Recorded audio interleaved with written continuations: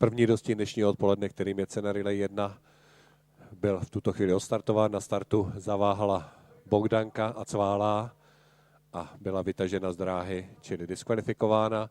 Ve vedení Rapida, na druhé pozici Everlasting Boko, třetí Quick Pine, dále Chuck Norris, ten je na poslední pozici, před ním ještě Bikala.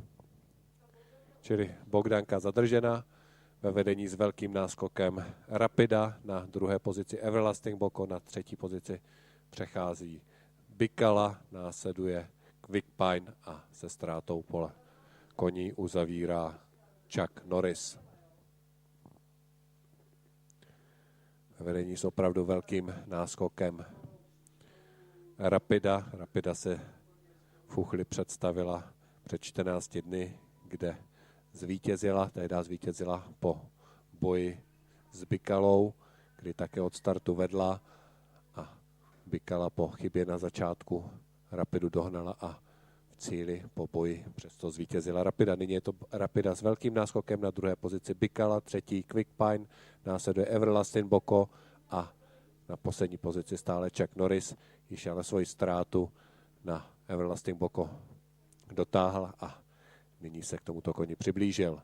Rapida, zástupkyně stáje Sochor, společnost s ručením omezeným s Alenou Wolf v Sulce. Ve vedení na druhé pozici Bikala, také stáje Sochor, společnost s ručením omezeným s Mikolou Wolfem. Dále Quick Pine, zástupkyně stáje je Levín, Sládek and Partners s Michalem Kalčíkem.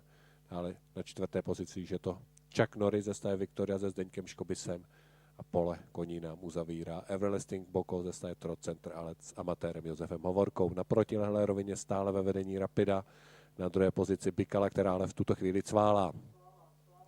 Rapida, Bikala stále cválá, dotahuje se jí Quick Pine a také Chuck Norris.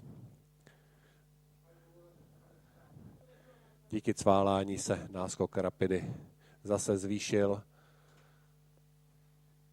Uvidíme, jak to bude s výsledným časem a jak se podaří Everlasting Boko doběhnout v časovém limitu do cíle.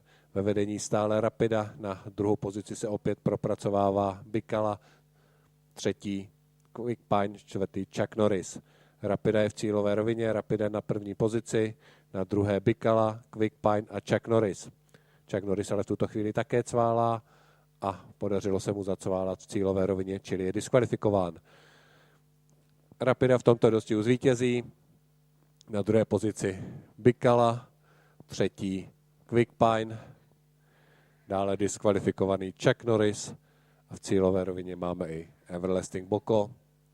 Bývají do cíle zhruba ještě 100 metrů.